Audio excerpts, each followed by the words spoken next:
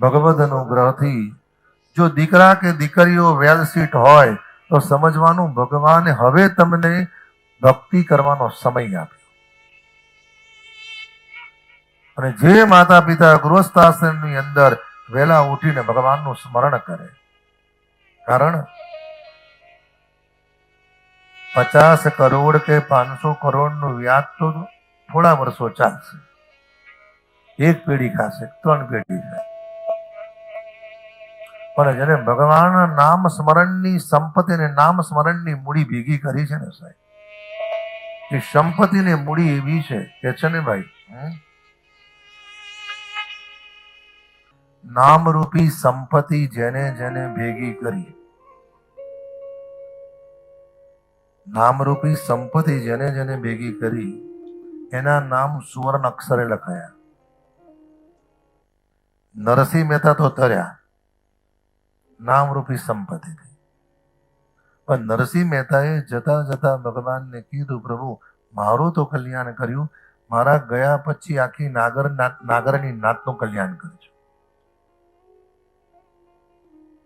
નામરૂપી સંપત્તિમાં સાહેબ તમે તો તરસો, તમારી એક નહીં, તમારી 71 પેઢી થાય છે.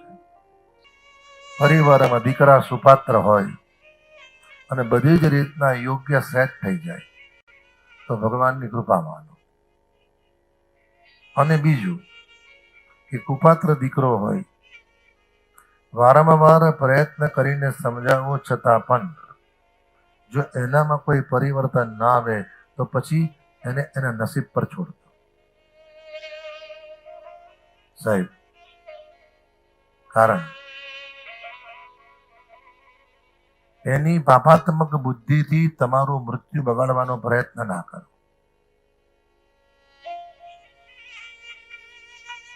જેને કોઈ સુધારી શક્યું નથી, સમય સુધારી શકતો નથી, તો પછી અન્યની વાત તો ક્યાં છે.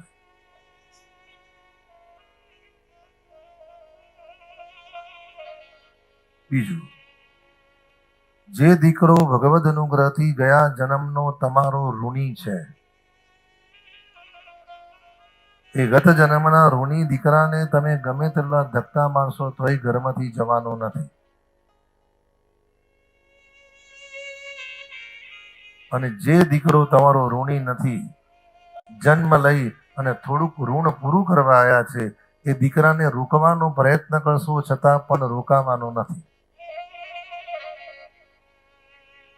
સુપાત્ર દીકરા પ્રેમથી જુદા પડે છે, કુપાત્ર દીકરા ઝઘડો કરીને જુદા પડે છે. સુપાત્ર દીકરાને ખબર પડે કે પરિવારનો પારિવારિક વ્યવહાર મારા માટે યોગ્ય નથી, એના કરતા હું એબ્રોડ જતો રહું કાં તો જુદો રહું. એબ્રોડ જઈ અને ભણવાના બાને પણ દીકરાઓ જઈ અને પોતાના વેલ સેટ થાય અને કે મમ્મી પપ્પાને you are well set, I am well set, no problem, everything, અને મારા લાયક કંઈ કામ હોય તો કહેજો. એમ નથી કહેતા મને તમારાથી તકલીફ છે, પણ એ સમજી જાય છે કે આપણો વ્યવહાર બગડે એના કરતા આપણે છૂટું થઈ જવું સારું. અને જે કુપાત્ર દીકરો છે અને જે તમારી પાસે માગે છે, ગમે તેટલો પ્રયત્ન કરો, એ છેલ્લા તમને એવા શબ્દ કહી દે, તમે બંને જણ વેચાઈ જાઓ પણ મારે તો જોઈએ એ જોઈએ. જેને પરિવાર માટે પ્રેમ નથી, પરિવાર માટે કેવળ સ્વાર્થ જ છે સાહેબ,